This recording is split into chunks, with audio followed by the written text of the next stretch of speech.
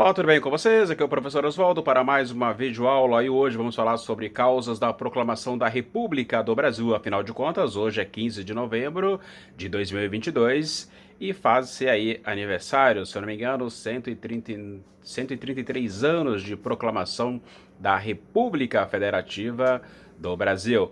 Professor, quais as causas da proclamação da República? Vamos lá, meu garoto, anota aí para você não esquecer. Primeiro, crise da monarquia. Como foi isso, professor?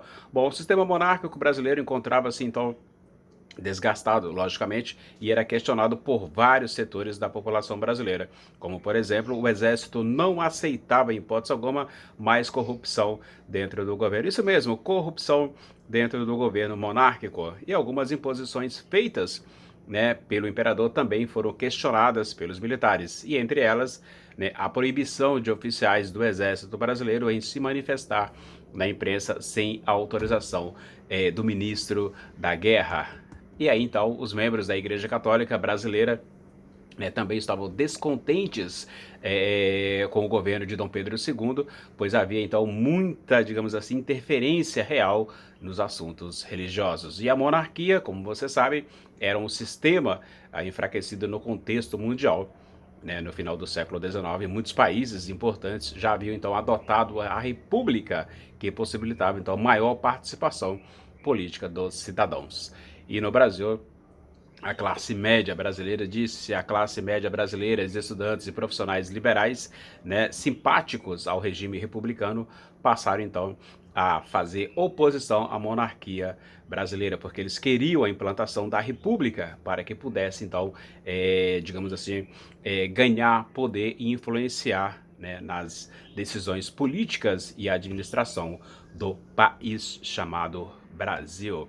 Então aí você tem essa primeira parte, né, que havia também um grande descontentamento dos fazendeiros. Sim, o agronegócio já existia naquele período ali. Conservadores e adeptos da monarquia, estes agricultores, né, retiraram o apoio político, né, que davam à monarquia após a abolição da escravatura de 1888.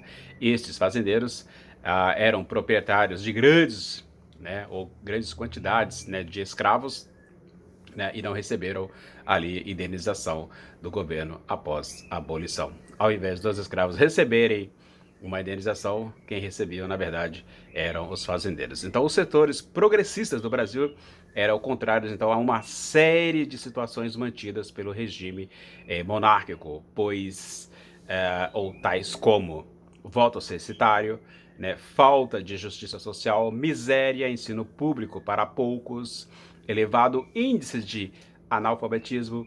Alguma coisa nos dias de hoje te remete a estas questões que eu estou falando aqui, que aconteceu há 133 anos atrás? Nada mudou, meu querido aluno. Outro item importante para discutir, a questão econômica, a crise econômica em que o Brasil se encontrava também influenciou na proclamação da República, né, pois fez com que aumentasse, né, o descontentamento da população brasileira. E esta crise foi agravada com a Guerra do Paraguai, pois o Brasil recorreu aos empréstimos ingleses, aumentando assim a dívida externa, que foi paga pelo governo do então presidente Luiz Inácio Lula da Silva. Posteriormente, aí, com o FMI, enfim, a dívida só foi crescendo a um ponto absurdo. Uma outra questão, né, um terceiro ponto, influência do positivismo. Sim, o positivismo, uma corrente filosófica que surgiu na França no século XIX e que ganhou força no Brasil, né, no final deste século. Militares, profissionais, liberais, intelectuais defendiam, né, os ideais positivistas, e estes ideais eram favoráveis ao regime republicano e, portanto, contrários à monarquia.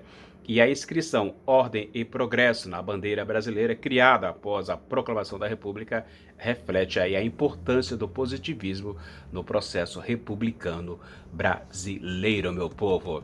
Bom, essas foram as questões solucionadas aqui, colocadas para vocês, para que entendam, né, quais foram as causas reais da proclamação da República do Brasil.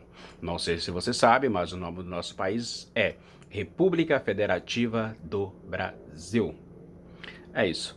Se você gostou desta videoaula sobre a proclamação da República, 15 de novembro, hoje, feriado que muita gente nem sabe o que está comemorando, eu só peço uma coisa: deixe o seu like, inscreva-se no canal e compartilha para aquela pessoa que diz saber de tudo. Beijo, tchau.